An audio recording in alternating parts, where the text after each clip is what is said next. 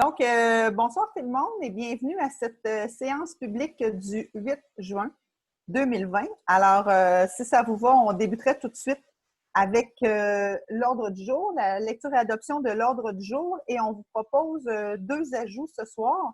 Donc, il y aura un avis de motion qui vient modifier un règlement d'emprunt.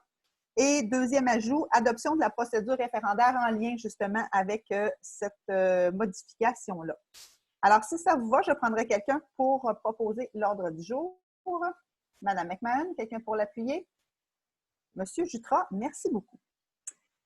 Résolution maintenant concernant la procédure de séance du Conseil à huis clos. Bien, vous le savez déjà, depuis mars 2020, l'état d'urgence sanitaire a été déclaré et on peut, par d'autres moyens, communiquer avec vous, bien sûr, et vous permettre aussi, par souci de transparence, d'avoir accès à notre séance publique, voir l'ordre du jour. Souvent, vous l'avez d'avance. Vous pouvez aussi nous communiquer vos questions, vos préoccupations. Donc, ça continue. Et nous, ça nous permet de siéger d'une autre façon que d'être physiquement sur place dans la salle du Conseil. Donc, on doit adopter cette procédure-là à chaque séance publique. Alors, je reprendrai quelqu'un pour en faire la proposition.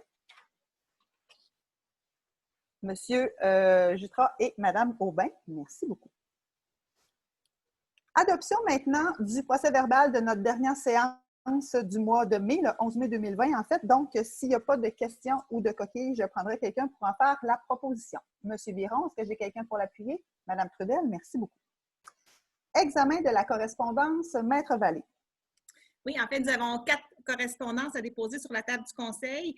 Les deux premières proviennent du ministère des Affaires municipales et de l'Habitation.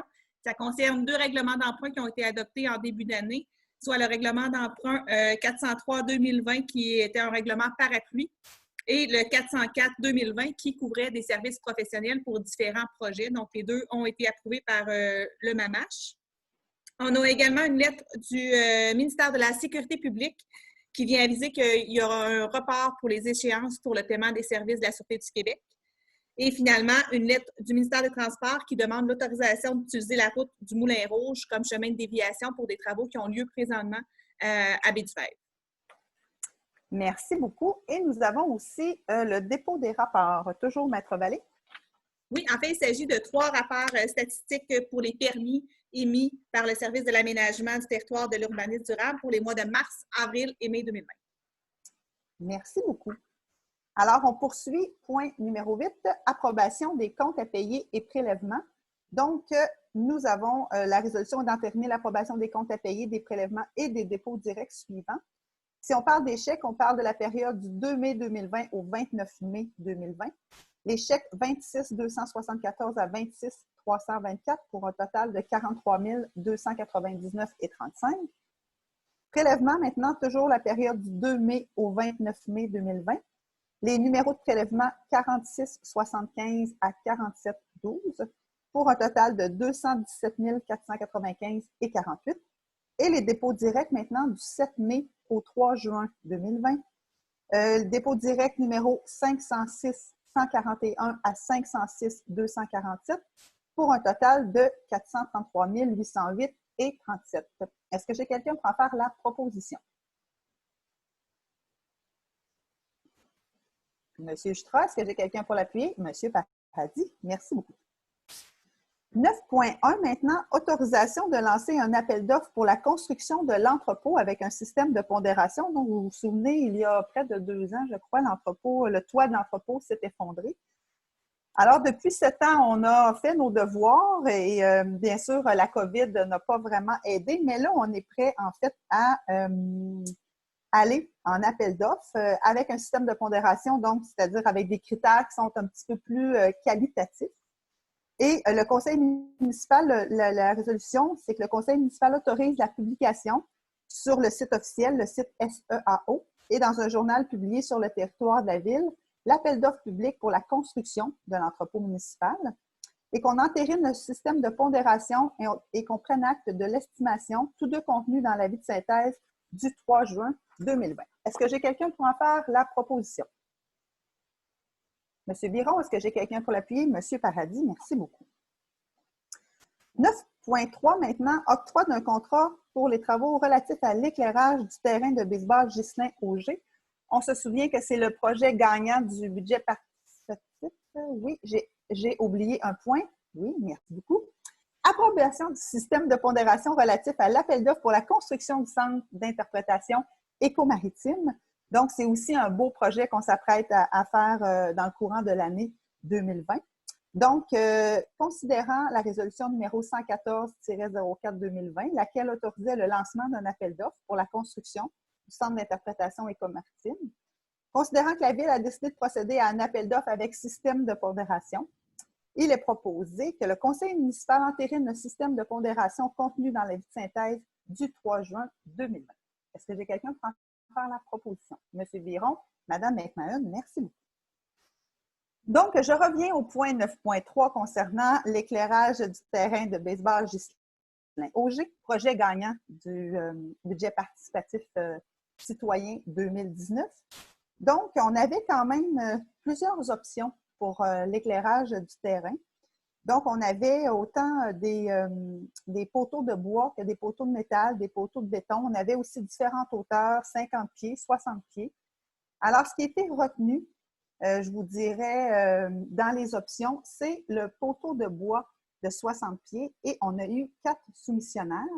Donc, électricité, André Langevin à 198 087 Jean Caron et Fils, 115 073 Excavation Guévin-Lemire, 142 078 et Val-Mauricie Électrique pour 131 000 Donc, considérant que la soumission de Jean Caron et Fils est la plus basse soumission, selon l'option retenue par la Ville, soit les poteaux d'une hauteur de 60 pieds, des poteaux de bois, pardon, considérant que cette soumission est conforme au document d'appel d'offres, alors il est résolu que le Conseil municipal octroie un contrat pour l'éclairage du terrain de baseball Ghislain-Auger avec des poteaux de bois d'une hauteur de 60 pieds à Jean Caron et Fils, dont la place d'affaires est située sur la rue Pierre-Laviolette à Nicolette, et ce pour la somme de 115 073 plus les taxes applicables, le tout selon les termes et conditions de sa soumission datée du 22 mai 2020 et des documents d'appel d'offres. Le présent contrat est conditionnel au dépôt par l'entreprise de sa preuve d'assurance, de son attestation de conformité à la CNESST et le cautionnement d'exécution et d'obligation dans les 10 jours de la date de la présente résolution, le cas échéant. Est-ce que j'ai quelqu'un pour en faire la proposition? Madame Trudel, est-ce que j'ai quelqu'un pour l'appuyer? Monsieur Jutras, merci beaucoup. Résolution maintenant pour l'embauche d'un pompier. Vous savez, on y revient souvent. On a souvent des embauches de pompiers. Il y a quand même un certain taux de roulement chez nos pompiers. On est constamment en affichage pour le recrutement à temps partiel, surtout dû à la non-disponibilité de certains pompiers de jour. Donc, on a rencontré M. Michael Carignan, qui avait un intérêt pour le poste. Celui-ci possède les aptitudes requises et le potentiel nécessaire pour exercer la dite fonction. En plus, M. Carignan est complètement formé, ce qui est un avantage, bien sûr, pour la Ville. Considérant que les tests médicaux seront une étape préalable et que la prise de référence a été effectuée. Je vais tourner la page. Il est donc résolu d'embaucher M. Michael Carignan au poste de pompier rétroactivement au 25 mai 2020 selon les modalités de la convention collective en vigueur. Est-ce que j'ai quelqu'un pour en faire la proposition? Monsieur Paradis, est-ce que j'ai quelqu'un pour l'appuyer? Madame Aubin, merci beaucoup. Nomination maintenant et embauche d'une étudiante au service des travaux publics pour la période estivale. Donc, on se rappelle, à la séance du mois de mai, on a embauché 2 étudiants qui partageaient leur temps entre l'éco-centre de Nicolette et les travaux publics. Maintenant, cette personne-ci va être dédiée à temps plein aux travaux publics. On a procédé à un affichage interne-externe en février dernier. Et donc, c'est Mme Anaïs Saint-Pierre, une étudiante qui avait été embauchée en fait l'an dernier puis qui a manifesté son intérêt. Celle-ci possède les qualifications, l'expérience pertinente, les aptitudes requises pour occuper ses fonctions. Donc, la résolution est d'autoriser l'embauche de Mme Anaïs Saint-Pierre à titre d'employée étudiante occasionnelle pour la période estivale, le tout selon les modalités de la politique régissant les conditions de travail du personnel étudiant estival. Donc, ce qui fait qu'on a quand même 2 filles sur 3 aux travaux publics pendant l'été, qui est en fait une première, je pense. Alors, est-ce que j'ai quelqu'un pour en faire la proposition? Madame McMahon et Monsieur Paradis, merci beaucoup. Résolution suivante maintenant, autorisation de signer toute demande de certificat d'autorisation au ministère de l'Environnement, le MELCC, et au ministère de la Faune, je crois, MFFP, oui, on me fait signe que oui, ainsi que tous les documents exigés en vertu des dispositions de la loi sur la qualité de l'environnement. On fait ici référence à notre projet de stabilisation du talus dans le bas de la rivière. Donc, c'est simplement d'autoriser M. Stéphane Nourry, notre directeur du service des travaux publics, à signer, pour et au nom de la Ville, toute demande de certificat d'autorisation ou d'autorisation au ministère de l'Environnement, de la lutte contre les changements climatiques, en vertu de la loi sur la qualité de l'environnement, et au ministère des Forêts, de la Faune et des Parcs, en vertu de la loi sur la conservation et la mise en valeur de la faune, et à signer tous les documents exigés, en vertu de l'article 115.8 de la loi sur la qualité de l'environnement, pour le projet de talus en face du 2295 rang bas de la rivière à Nicolette. Est-ce que j'ai quelqu'un pour en faire la proposition? Monsieur Biron, est-ce que j'ai quelqu'un pour l'appuyer? Monsieur Jutras, merci beaucoup. Point 11.2, octroi d'un mandat à FNX Innov pour la rédaction de la demande d'autorisation, la préparation des plans et devis et le dépôt de la demande d'autorisation auprès du ministère de l'Environnement. Maître Vallée. Oui, en fait, la Ville est allée en appel d'offres en 2018 déjà dans ce projet-là. Le plus bas soumissionnaire était à ce moment-là les consultants SM, qui sont maintenant FNX Innov. Donc, c'est dans le cadre du mandat qui a été donné là, au terme de cet appel d'offres-là. Ils ont le mandat de préparer les documents pour la demande d'autorisation, la demande de CA, et on doit adopter une résolution qui les nomme à agir pour et au nom de la Ville auprès du ministère de l'Environnement et du ministère de la Faune et de la Forêt. Donc, c'est ce que la résolution vient mentionner aujourd'hui, c'est autoriser la firme à agir pour et au nom de la Ville. Est-ce que j'ai quelqu'un pour en faire la proposition? Est-ce que j'ai quelqu'un pour en faire la proposition? Monsieur Jutras, Madame Aubin, merci beaucoup.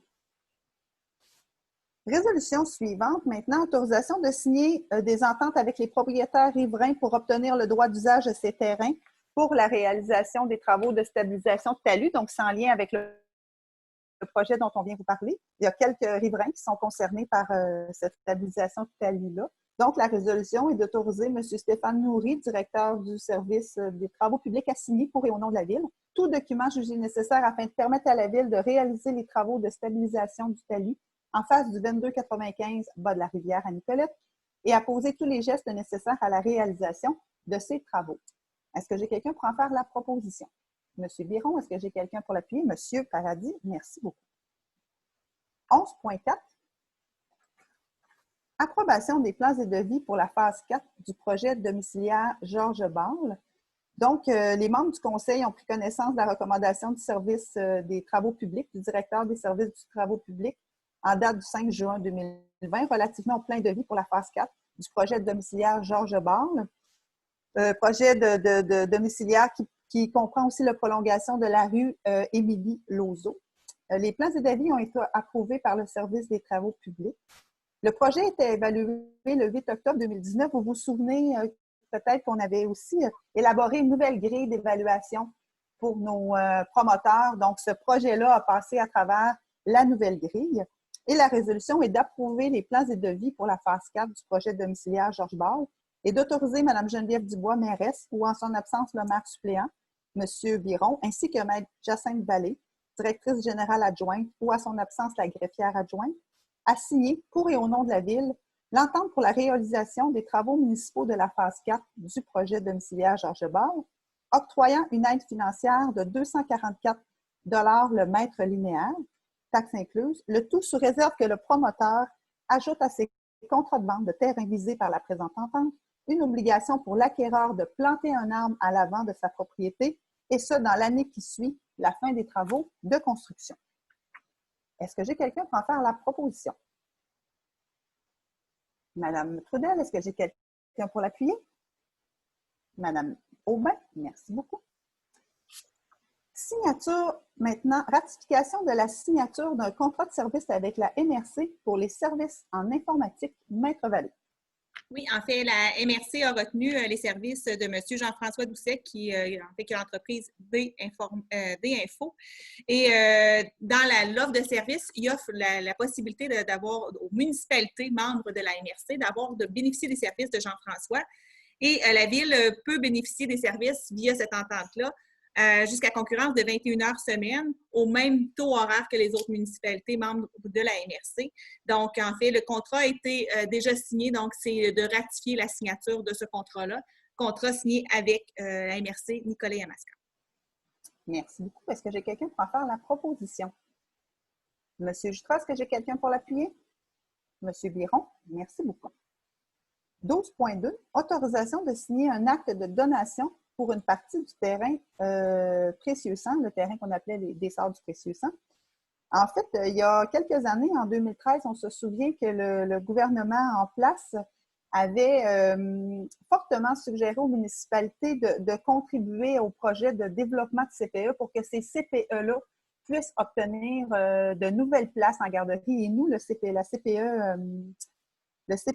avait, un de nos CPE avait fait cette demande-là pour obtenir plus de places et l'entente qu'on avait eue avec le CPE Grippette, c'était vraiment de leur donner un petit bout de terrain sur le terrain du Précieux Sang. Donc, aujourd'hui, on officialise le tout en signant cet acte de donation-là. Et la résolution se lit comme suit, d'autoriser Mme Geneviève Dubois, mairesse, ou en son absence, le maire suppléant, ainsi que Maître Jacinthe Vallée, directrice générale adjointe, ou en son absence, la greffière adjointe, à signer, pour et au nom de la Ville, un acte de donation en faveur du CPE Grippette pour une partie du terrain situé au 253 rue Monseigneur-Sinaï, à Nicolette, le tout représentant une superficie approximative de 18 200 pieds carrés. Cet acte de donation est signé afin de respecter un engagement pris par la Ville en juin 2013 permettant d'obtenir des places supplémentaires au CPE sur son territoire, le tout conformément à l'article 91, paragraphe 2 de la Loi sur les compétences municipales. Est-ce que j'ai quelqu'un pour en faire la proposition? Monsieur Biron, est-ce que j'ai quelqu'un pour l'appui? Monsieur Jutra, merci beaucoup. 12.3, octroi d'un mandat à la firme Auger Dubord Arpenteur Géomètre pour le lotissement du terrain du Précieux Sang. Bien, vous aurez compris que c'est en lien avec le projet de construction du CPE. En fait, on autorise le morcellement de ce parc-là. On va garder la partie boisée en parc municipal, donc on ne coupera à peu près pas d'arbres, à moins qu'il y ait des arbres malades, mais on va garder la majorité du parc. Et il y aura une partie résiduelle qui pourra être développée ultimement à côté de la garderie. Donc, c'est ce qu'on octroie comme mandat à la firme Auger Dubord, c'est qu'on autorise le morcellement de ce lot en 3 lots distincts. Et on mandate la firme Auger Dubord pour faire ces démarches nécessaires à la réalisation de ce projet. Est-ce que j'ai quelqu'un pour en faire la proposition? Madame McMahon, Madame Trudel, merci beaucoup. Nomination maintenant d'un juge de paix à la Cour municipale de Nicolette-Maître-Vallée. Oui, en fait, c'est une proposition qui est faite par notre greffière de la Cour ici à la ville de Nicolette, à la Cour municipale de Nicolette. Donc, en fait, c'est pour économiser des sous. Le juge de paix, en fait, le fait de nommer quelqu'un ici à la Cour municipale permet de régler certains dossiers plus rapidement sans avoir à faire venir une juge sur place et peut-être à limiter le nombre de séances. C'est un côté très pratique de la chose qui nécessite aucun coût supplémentaire là, pour la Cour municipale ni pour la ville de Nicolette. Donc, suite à la recommandation de la greffière de la Cour municipale, on vous recommande de nommer Mme Kean Dragberg, technicienne juridique à titre de juge de paix à la Cour municipale de Nicolette. Ce qui devrait aussi accélérer le traitement de certains dossiers là, à la Cour municipale. Alors, est-ce que j'ai quelqu'un pour en faire la proposition? Madame Aubin, est-ce que j'ai quelqu'un pour l'appuyer? Madame Trudel, merci beaucoup. Adoption d'une nouvelle politique relative aux ouvrages mitoyens. Donc, quand on parle d'ouvrages mitoyens, on parle de clôture ou de haies de cèdre. Donc, on a ajouté en fait les haies de cèdre à notre nouvelle politique. Et on a aussi, je vous dirais, ajusté les montants à l'inflation qui s'est produite dans les dernières années. Donc, la résolution, c'est simplement d'approuver et d'adopter la nouvelle politique relative aux ouvrages mitoyens et d'autoriser la greffière ou en son absence, la greffière adjointe a signé, pour et au nom de la Ville, toute entente relative à cette politique. Et quand on parle d'ajustement de montant, on parle de maximum de 15 $ le mètre linéaire. Donc, est-ce que j'ai quelqu'un pour en faire la proposition? Monsieur Jutra, est-ce que j'ai quelqu'un pour l'appuyer? Monsieur Guéron, merci beaucoup. Autorisation de payer la quote-part du fonds de garantie pour le regroupement Bécancour avec notre union, l'Union municipale du Québec, l'Union des municipalités du Québec, l'UMQ. Maître Vallée. Oui, en fait, c'est suite à un appel d'offres. Donc, le fonds est créé via un appel d'offres avec d'autres municipalités qui sont situées dans la région ici. La quote-part doit être payée de façon annuelle. C'est une quote-part pour un fonds de garantie.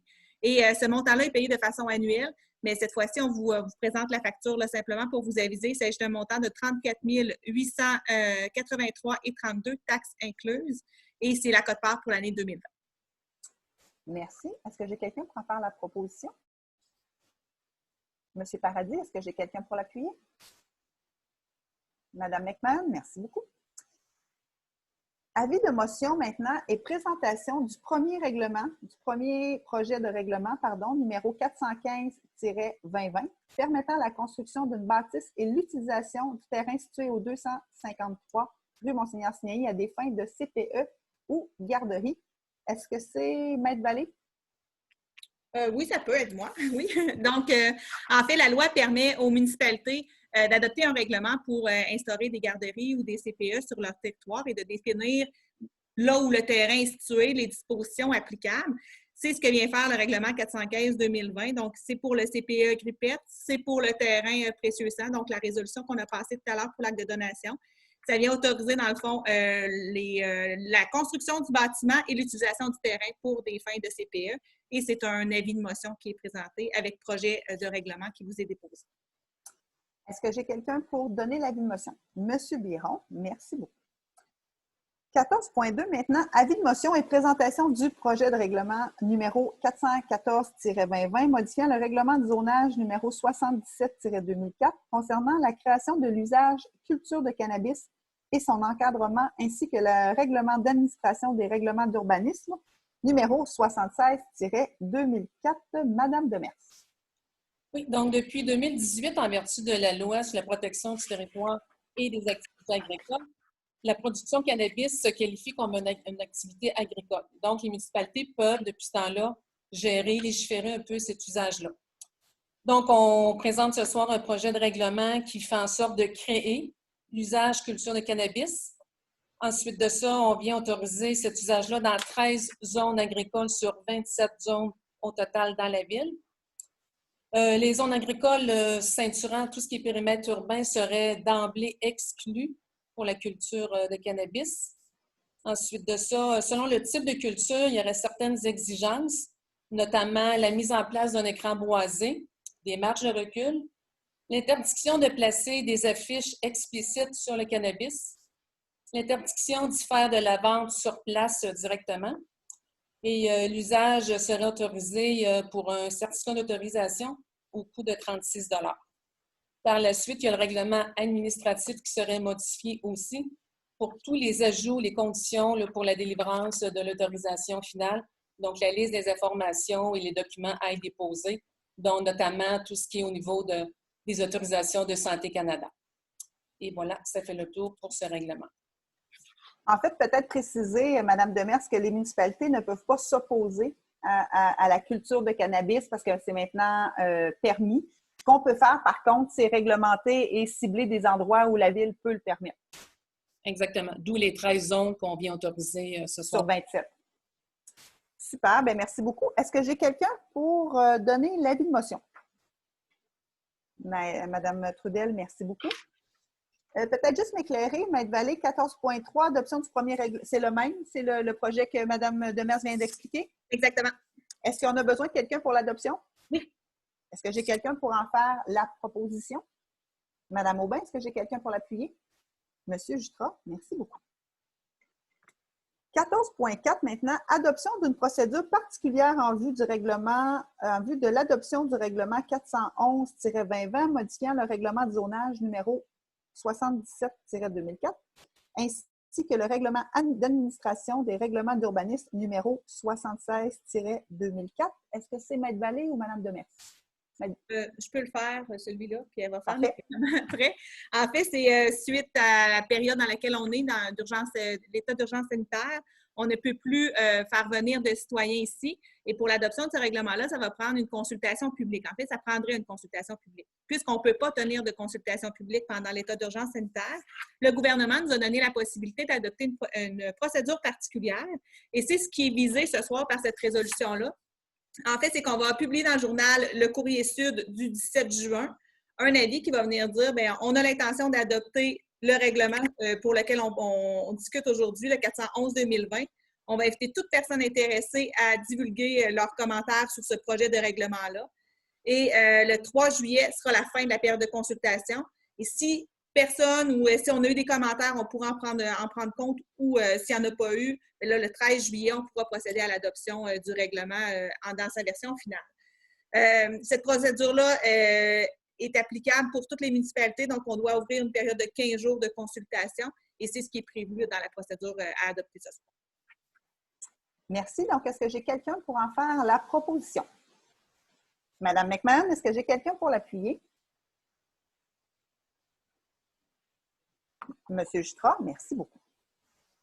14.5 maintenant, adoption du deuxième projet de règlement numéro 411-2020, modifiant le règlement de zonage 77-2004, ainsi que le règlement d'administration des règlements d'urbanisme numéro 76-2004. Madame Demers. Oui, donc le règlement 411-2020 modifie le règlement de zonage d'une part. Donc, on vient créer un nouvel usage commercial dans la catégorie services d'hébergement afin d'autoriser l'usage de ce qu'on appelle maison de chambre. Donc, cet usage-là, maison de chambre, sera spécifiquement autorisé, donc ça veut dire uniquement à cet endroit-là, dans la zone 215 qui se situe sur la rue Monseigneur-Bruno. Par la suite, on vient modifier le règlement administratif. Donc, c'est l'ajout d'une section qui va être spécifique à tout ce qui concerne les certificats d'occupation, chose qu'on n'avait pas auparavant. Donc, les certificats d'occupation servent à valider la conformité des usages commerciaux et industriels.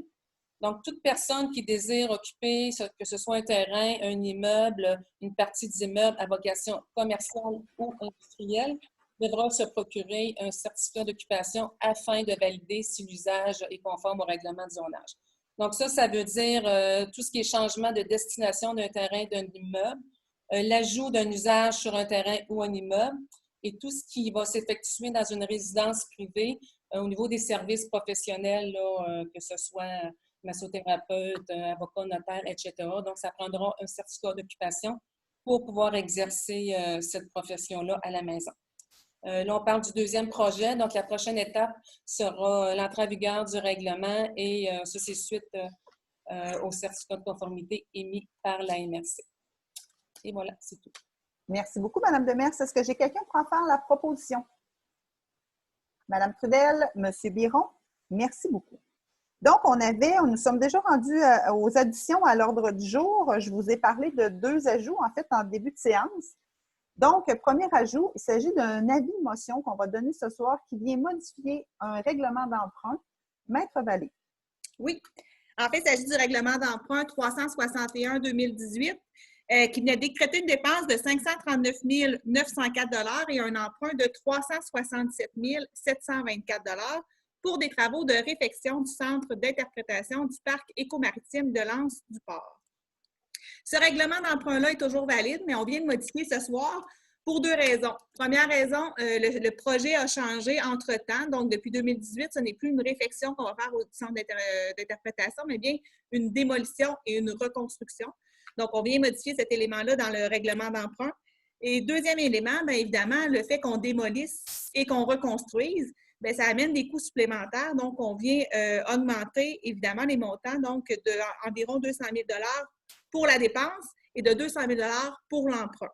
Il faut savoir que ces travaux-là bénéficient d'une subvention des 2 paliers de gouvernement, donc en vertu d'un programme d'aide qui est toujours en vigueur et qui s'applique toujours au projet. Donc, on aura toujours droit à cette subvention-là. Donc, le montant de la dépense est maintenant de 755 604 et l'emprunt représente un montant de 583 424 . Donc, c'est un avis de motion, présentation de projet, et l'adoption du règlement se fera là, en séance extraordinaire la semaine prochaine. Merci, Mme Vallée. Est-ce que j'ai quelqu'un pour donner l'avis de motion? Monsieur Biron, merci beaucoup. Et en lien justement avec cet avis de motion-là qu'on vient de passer, il faudra adopter aussi une procédure référendaire parce que nous sommes en situation de pandémie et on ne peut pas malheureusement accueillir les gens en grand nombre pour cette consultation-là. Donc, il faut mettre en place des procédures alternatives. Exactement. Un peu comme on a fait tantôt pour la consultation publique pour le règlement la modification du règlement de zonage.